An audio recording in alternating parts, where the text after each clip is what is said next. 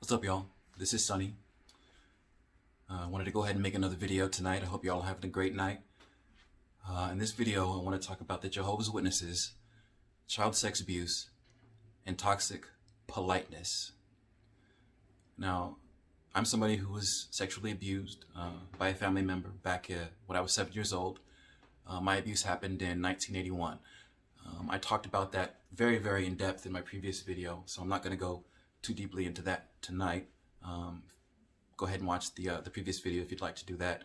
But just very briefly, I'll tell you all that, again, the abuse happened when I was 7 in 1981. And this was at a time when my family was just starting to become exposed to the Jehovah's Witnesses theology. They were just starting to study with the Jehovah's Witnesses. And the people in my family that did start to study with the witnesses at that time were my mom, my aunt, and my mom's aunt. And it was my mom's aunt's son that perpetrated that crime against me back in 1981. Now, my mom was baptized in 1985, and that's about the time that I started studying with the Jehovah's Witnesses. First meeting I went to was around that time, and I ended up getting baptized in 1990 at the age of 16. Now fast forward 10 years, I'm a Jehovah's Witness. I've never gotten in trouble. I did what I was supposed to do, went to the meetings, studied, this and that. And my uncle, who had abused me all those years before, decides that he wants to try to become one of Jehovah's Witnesses. He starts studying with the witnesses. And at that same time, he decided that he wanted to try to have some sort of a relationship with me. So he'd come up to me he'd harass me at the Kingdom Hall. He'd come up and try to talk to me, smile at me, try to interact with me, and he'd even try to hug me. And it was really awful. It was really terrible. I believe that it is the toxic politeness that's pervasive in the Jehovah's Witnesses organization that made him feel like it was okay for him to try to behave that way towards me, that it was okay for him to try to talk to me and to try to actually put his hands on me.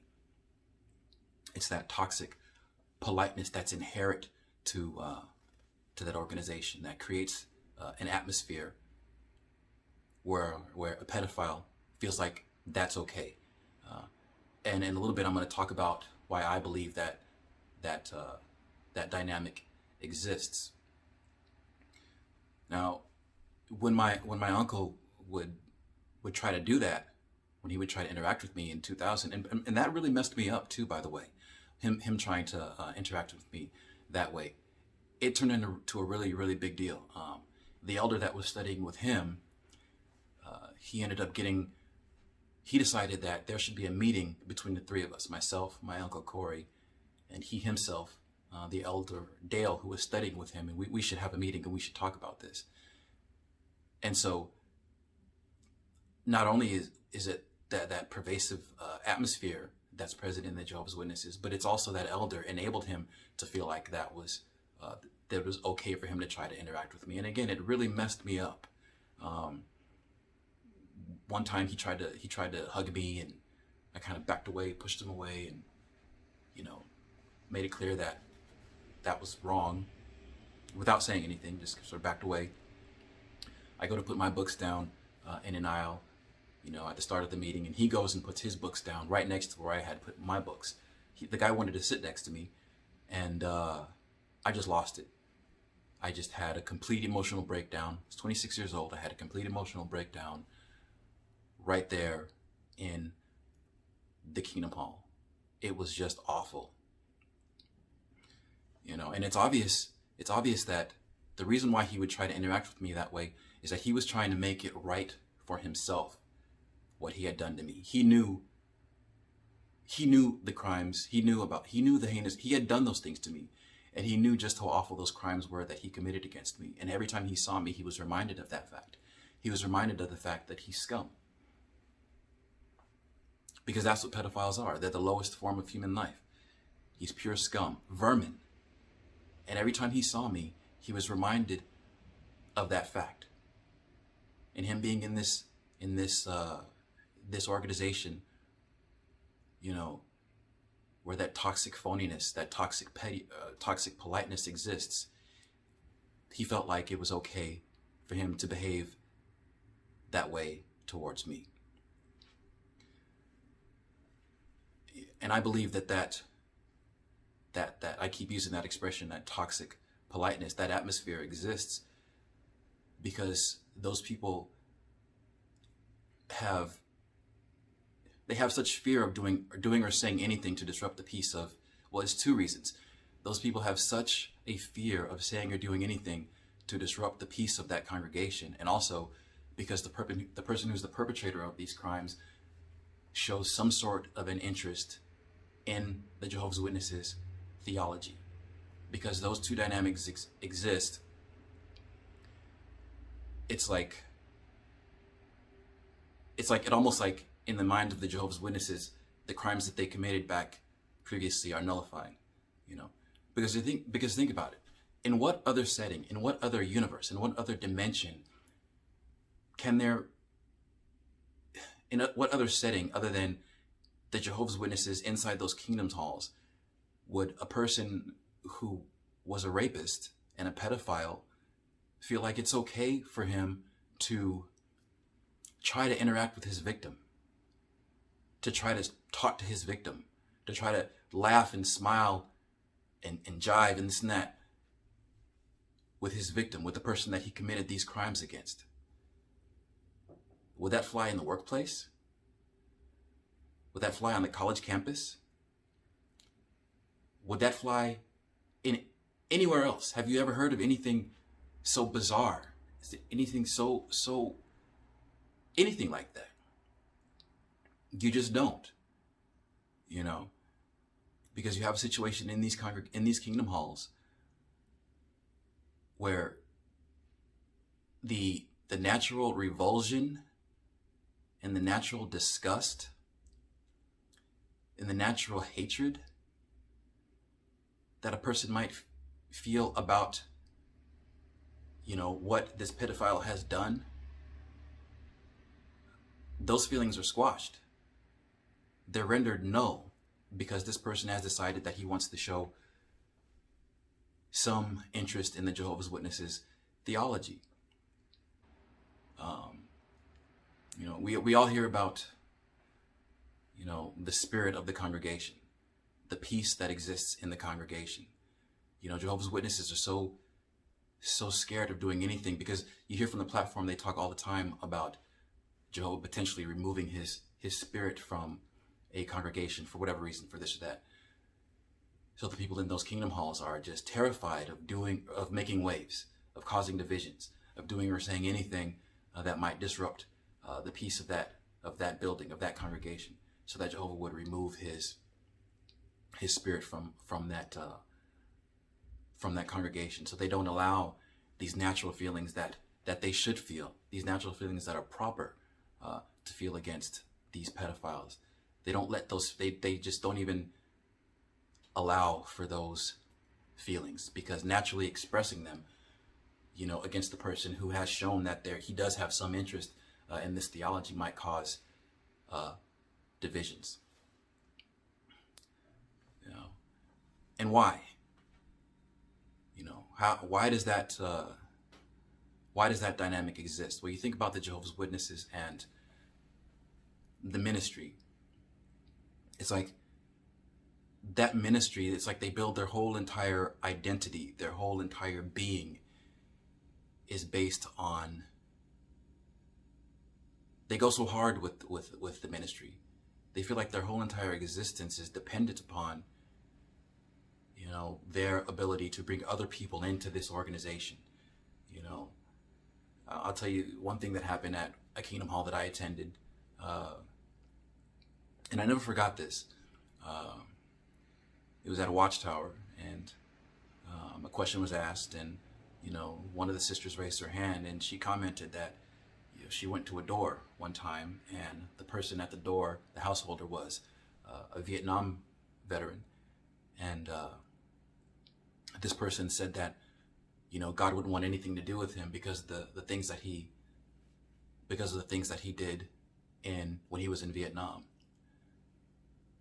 You know, the things that he did when he was in Vietnam were so awful that there's no way that any God could ever love him, you know. And I remember that the sister, the woman, and forgive me for calling her sister, I hate when I do that, but you know, what she ended up saying, what she said to that man was that God doesn't care what you do before you decide that you want to devote your life to him. He cares about what you do after you devote your life to him. And I'll never forget that, because when you think about it, that sentiment is just absolutely horrible, and it could so easily create a situation where a person who's a pedophile could exploit that whole dynamic that exists in these kingdom halls, where God doesn't care what I did before.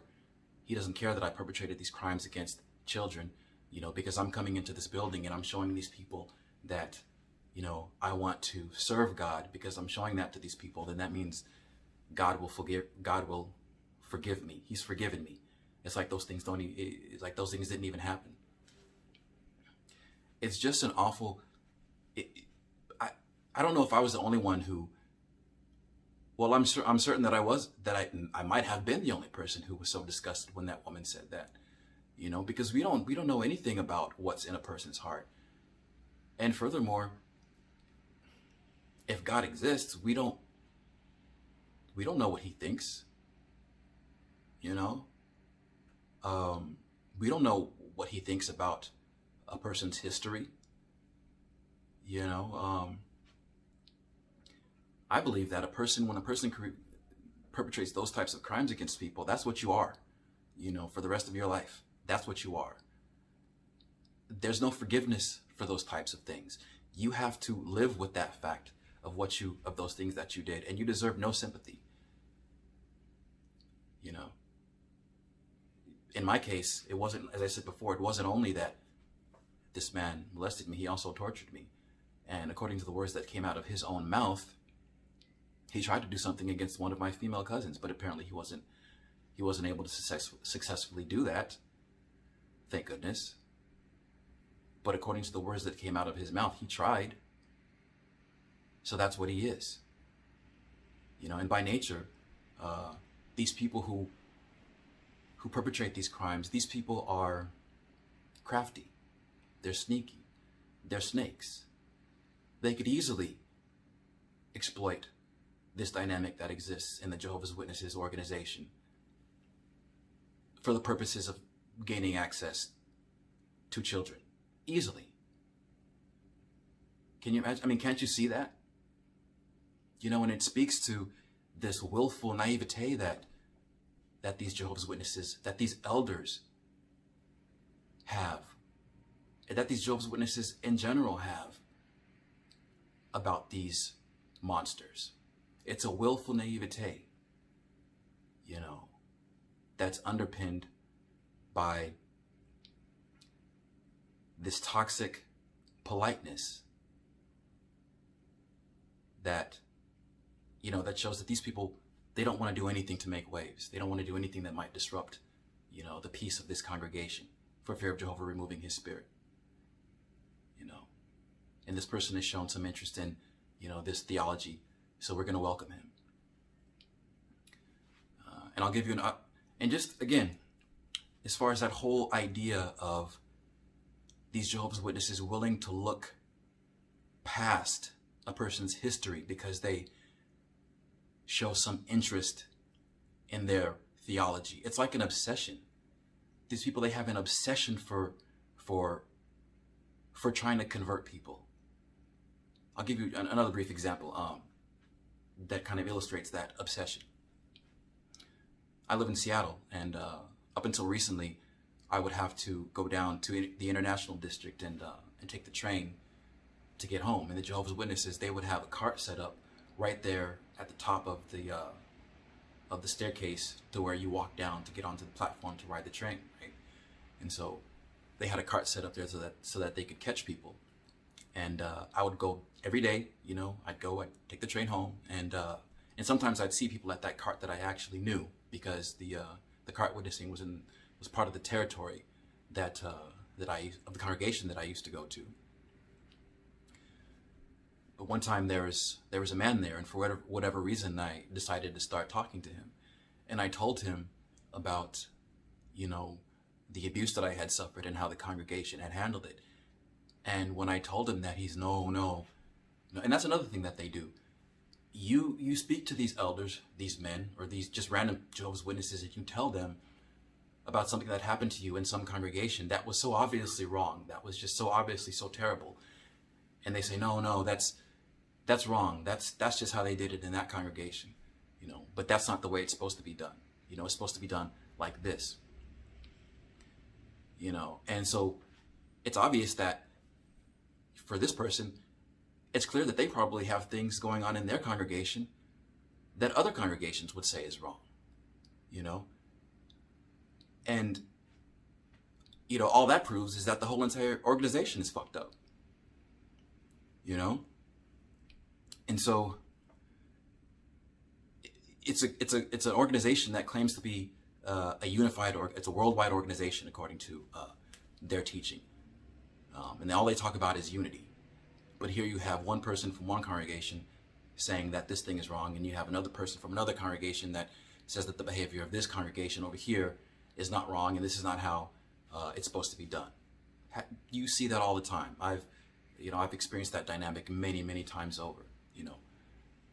But at any rate, when this elder would see me, and this speaks again to that obsession, when he would see me walking up, it's obvious that he felt like inside in me there was some kernel of something that he could latch onto, that he could try to bring me back into this organization, And so when he would see me, it made me uncomfortable, because it was like he was physically overbearing. He was so excited to be speaking to me. It's like, and you could see it in his eyes, and you could see it in the way that he would lean towards me when he would talk to me, when he would see me walking up, and he'd want to fist bump with me, in the excited way that he would speak to me. And you can see how they might behave like that, because they stand out there next to those carts for hours.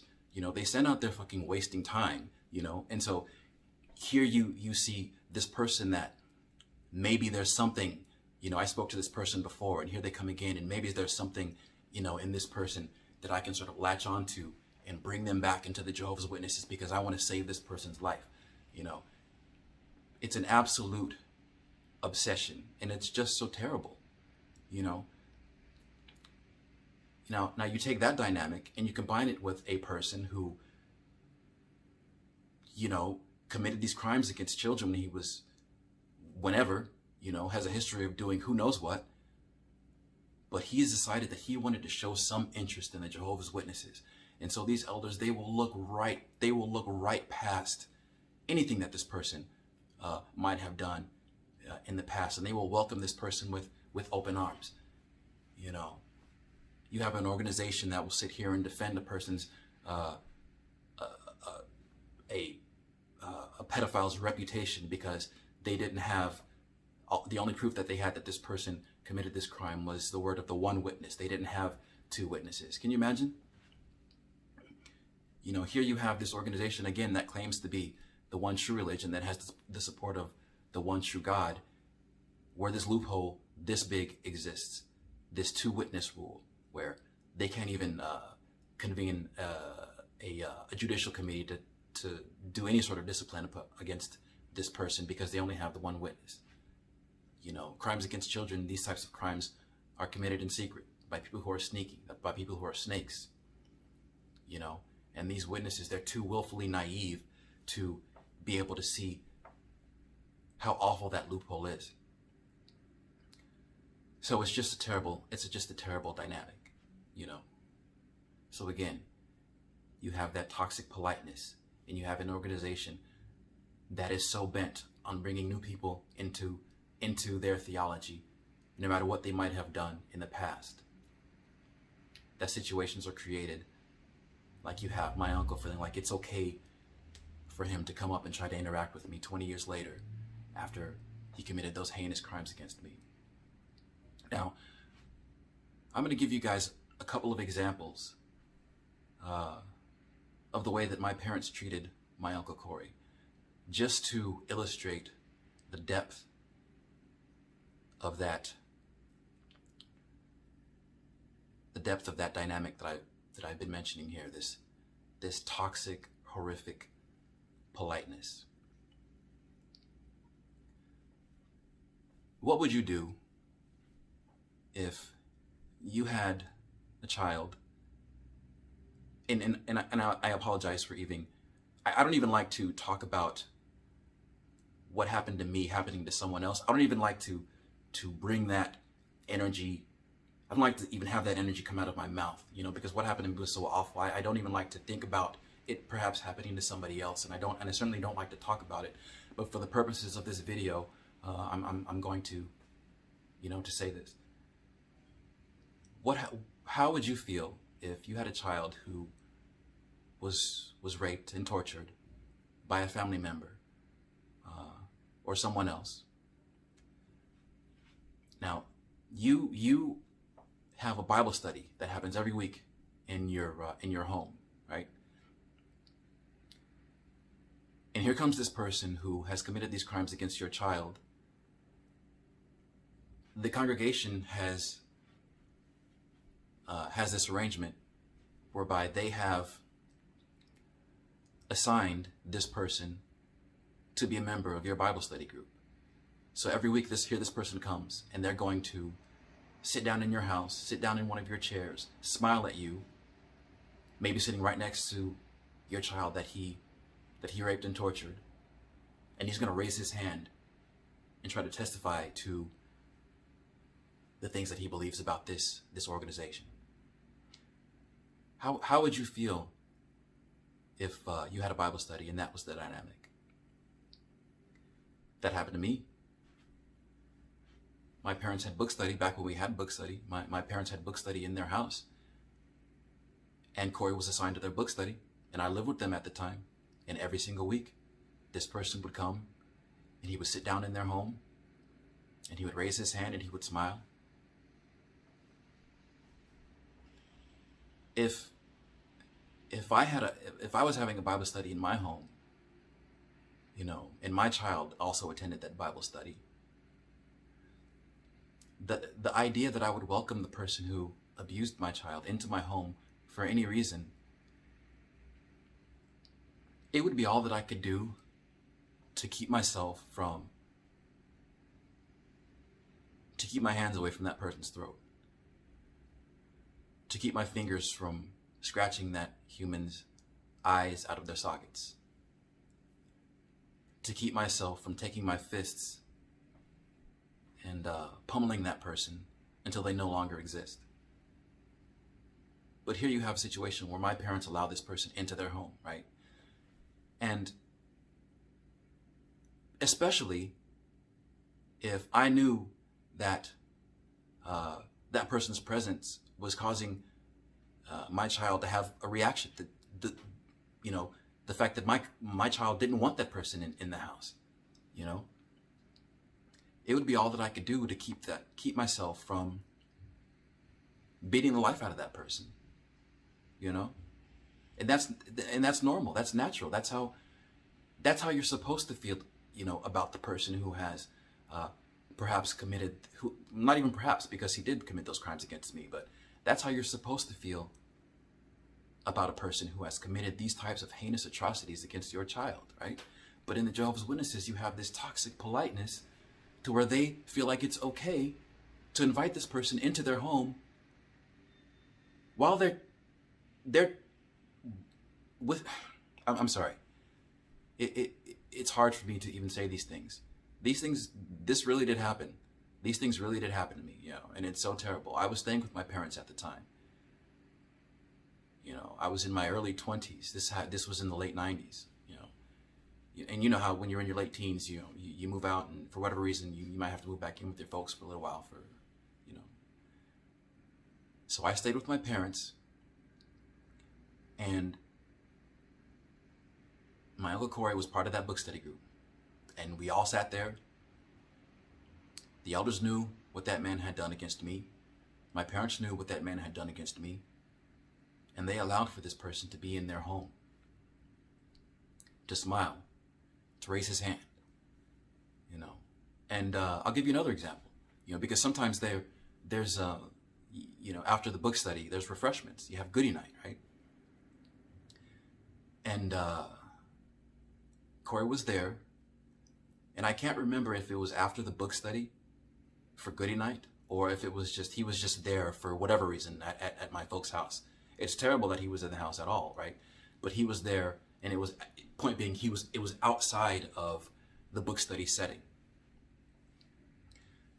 My uncle was in the house, and you know, you know, he's a family member, and so, as you know, we're sitting there chopping it up, watching TV, eating, you know, laughing, this and that, and I'm in the back, you know, I'm in the back, my dad's office. I can't remember if it was my dad's office at the time or if it was actually my bedroom, you know, but I'm back there, and this is before, you know, we had smartphones, so it's not like I was back there, you know, on Twitter or on Facebook, or I was just back there, right? Because I didn't want to be out in the front room to interact with this person. I don't even want to look at this person. I don't want this person to be near me, right? And so for whatever, he was calling me, you know, my Uncle Corey, he was calling me because he would, and this is just how awful it is. And this again proves the point that this man was trying so desperately to make it right for himself, to make it feel like it was okay, the things that he did against me. So he's trying his darndest, right, to speak to me, to talk to me, to laugh with me, to jive with me, this and that.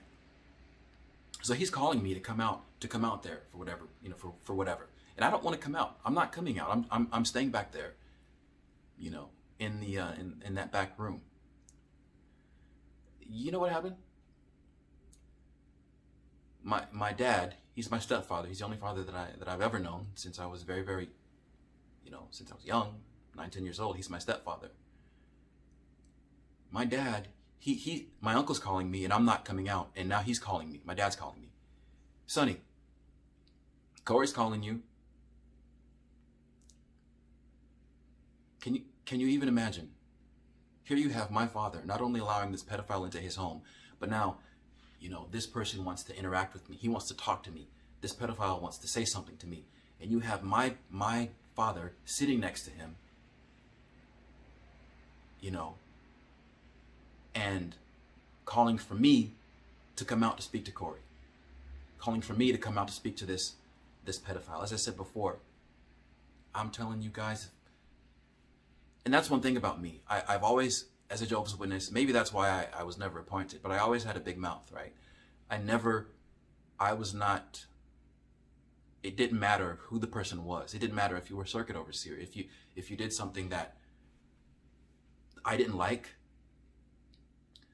I was not really going to let it slide. And I mentioned it didn't matter who you were, and I actually mentioned it didn't matter if you were a circuit overseer, because a circuit overseer did say something one time to someone who was a friend of mine, and I called it out right there in the middle of the book study group, right?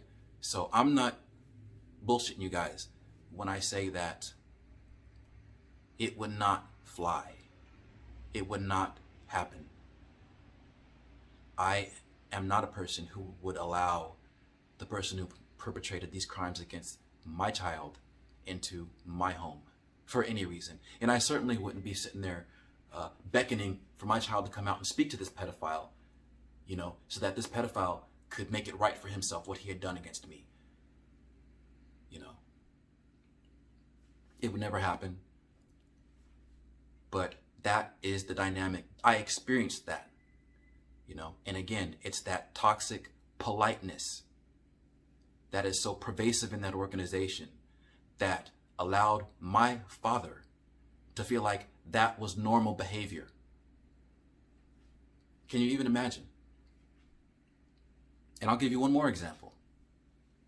You know, because in my previous video, I talked about just how disturbing it is that here you have parents of abuse victims in this organization who will side emotionally with the organization over the emotional health and well-being of their own child. It happens. Watch John Cedar's video where he interviews Lacey Jones' sister. She spoke about that. That was the dynamic in her family. That's how her mother behaved. That's how my parents behaved. I mentioned in my previous video that I wrote a letter to that elder 15 years later after that meeting that he had set up between the three of us. He set up that meeting in the year 2000, and in 2015, after I watched the Royal Commission hearings, I wrote a letter to that elder. You know, I was already out of the congregation, but I wrote a letter to that elder telling him just how wrong it was that he did that, and calling him out for his behavior in that meeting. I CC'd both my parents on that letter that I sent to that elder in 2015, and my mom was she was incensed. She was absolutely incensed. She was so mad at me for sending that letter to that elder. She was furious, you know, and I'm thinking to myself,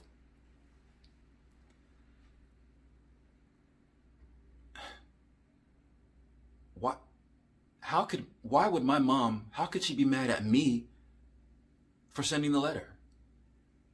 For calling this elder out for that behavior, you know? For writing this letter detailing how awful it was that he did that he enabled this pedophile to have this interaction with me. How could my mom, how could she be mad at me for that? And she was furious, you know? She told me later that, and when she told me this, she was yelling, you know, speaking very loudly. She was very disturbed when she spoke about how that elder Dale, when he got that letter, how he forwarded it to the headquarters. So here you have a situation where waves are being made, right? There's disturbances. They don't want to do anything to disturb the status, you know, the status quo, and I call it faux peace and tranquility of the organization, fake peace and tranquility of the organization. They don't want to do anything to disturb that fake peace. So when I sent that letter, and here now you have this elder who, now mind you, he didn't respond to me. He didn't have anything to say to me. He didn't apologize to me. He didn't acknowledge that awful behavior to me. He sent the letter to the headquarters. My mom told me this, and she was so mad. You know, so again, you have this organization where this dynamic exists, where they don't want to do anything to disturb the fake peace of that congregation, like calling out the behavior of these pedophiles, you know, because these pedophiles have shown some interest in the Jehovah's Witnesses theology. And it just makes me sick. You know, I'm not going to talk for too much longer. I wanted you guys to hear that, though, because I want you to know, maybe you're studying with the Jehovah's Witnesses, right? And you're bold enough to actually go on to the internet and do some research into this awful organization. Maybe you don't know how awful it is, but well, you do now. Keep doing your research. Keep looking. Maybe you're an elder. Maybe you're somebody from Bethel or I don't know, Warwick. Is that what they call it now? The headquarters? Watching this, doing research, so that you might have a response to things, you know, like what you just heard, right? So that you could bring this to the governing body, so that they could respond to it, so that they could craft some sort of response to it. If you are, shame on you. You should be ashamed of yourself. You know, maybe you're just a rank and file Jehovah's Witnesses watching this. Maybe you're someone who's also an abuse victim, you know. So, as I said, you know, I'm not going to go any longer here. I'm sorry if hearing these things kind of put you, I know that it may have made you angry, but I felt like you guys deserve to hear that. Have a good night. Have a peaceful night. Play some video games, you know, watch a fun movie. Maybe go out for a walk. you know, hang out with your loved ones, with your spouse, or just have a good night. You know, if you want to talk or whatever, you can email me at UKUUM as in man @gmail.com. There's a couple of more videos about the Jehovah's Witnesses that I'm going to make. This will be the last one that I do. Well, this will probably be the last one that I do about the subject of child sex abuse. But there's a couple of more that I'm going to do. And I'm also going to put some things up here that have nothing to do, some fun videos, right, that have nothing to do with the Jehovah's Witnesses at all. So stay tuned. Have a great one.